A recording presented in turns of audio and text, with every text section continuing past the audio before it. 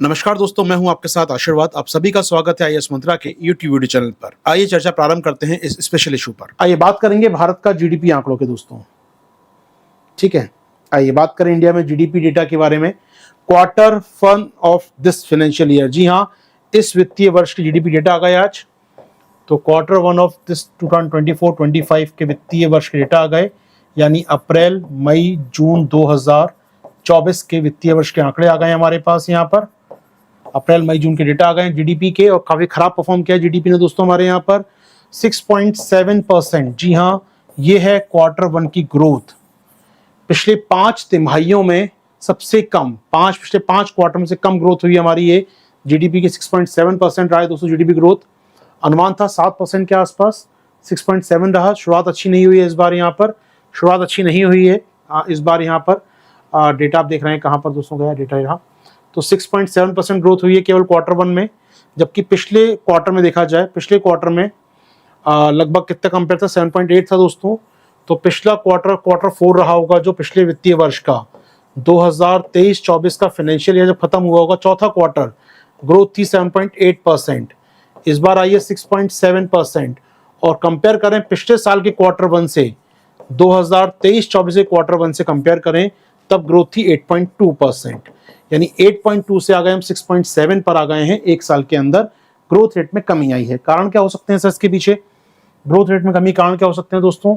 तो 6.7% ग्रोथ हुई है देश की। तो कारण यहां माना जा रहा है इलेक्शन था कहीं ना कहीं। अप्रैल मई जून चूंकि इलेक्शन था तो बाकी एक्टिविटी बंद रहती हैं, सरकारी खर्च नहीं हो रहे होते हैं, सरकार एक्सपेंडिचर नहीं करती है, सरकार नए प्रोजेक्ट लॉन्च नहीं करती है, विदेशी भी निवेश नहीं करते हैं, उत्पादन में मंदी रहती है थोड़ी सी हमारे यहाँ। तो कहीं ना कहीं मान सकते हैं कि नीचे ग्रोथ आ गई होगी। ठीक है, तो इंपॉर्टेंट बात थी, इलेक्शन क्वार्टर था ये अपने आप में।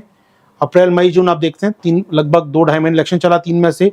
तो लगभग एक्टिविटी बंद रही, सरकारी खर्चे बंद रहे ऑलमोस्ट सारे यहाँ पर। तो इलेक्शन था। दूसरी बात, गवर्नमेंट एक्सपेंडिचर नहीं हुआ होगा ऑफकोर्स। सरकारी गवर्नमेंट एक्सपेंडिचर, सरकारी निवेश में कमी आई होगी इस दौरान। सरकार एक्सपेक्ट नहीं कर रही होगी निवेश। इस समय विदेशी निवेश भी नहीं आता, चूंकि चुनाव चल रहे हैं, सब कहते हैं रुक जाओ यार, बाद में देखेंगे यहाँ पर। तो एक समर इशू रहा होगा कहीं ना कहीं ग्रोथ में यहाँ पर। और चौथा, ग्लोबल क्राइसिस है ये दोस्तों, कहीं ना कहीं ग्लोबल संकट चल ही रहा है हमारे यहाँ पर, दो राय नहीं है। तो ये असर रहा होगा। लेकिन आने वाला समय कैसा होगा? आने वाला समय अच्छा हो सकता है, क्योंकि इस साल एग्रीकल्चर अच्छी होने के चांस हैं। मानसून अच्छा आया भारत में, तो एग्रीकल्चर अच्छी होगी ऐसा मान रहे हैं हम लोग। कृषि में समृद्धि होगी, विनिर्माण को गति मिलेगी। सरकार बन चुकी है तो सरकार विनिर्माण को गति देगी, और साथ ही साथ सरकार अपने खर्च को बढ़ाएगी।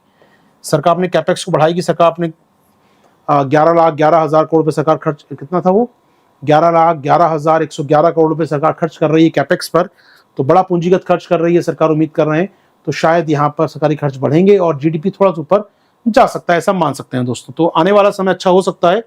ग्रोथ एवरेज जो माना है आरबीआई का साल भर का 7% का मानना है इस बार। तो 7% साल भर की ग्रोथ रह सकती है, ये अनुमान है आरबीआई का, और ये बाकी लोग मान रहे हैं 7% तो रहेगी। ठीक है दोस्तों, तो ये अच्छी बात हुई है भारत में पिछले कुछ दिनों के अंदर। और क्या हुआ है इसमें जोड़ना हो कुछ मुझे?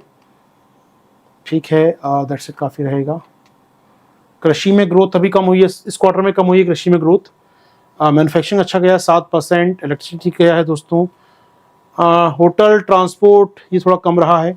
ठीक है, फाइनेंशियल रियल एस्टेट थोड़ा कमजोर रहा है इस क्वार्टर में। ठीक है, बढ़ जाएगा तो कोई समस्या नहीं है। अभी साल का एक पहले क्वार्टर का है ना, आपके चारों क्वार्टर जुड़ जाएंगे आपके एग्जाम से पहले, वो देख लीजिएगा, ये बहुत काम का नहीं है। लेकिन हाँ, कारण क्या देख लीजिए, कमी क्यों आ रही है वो समझाना चाहिए आपको यहाँ पर।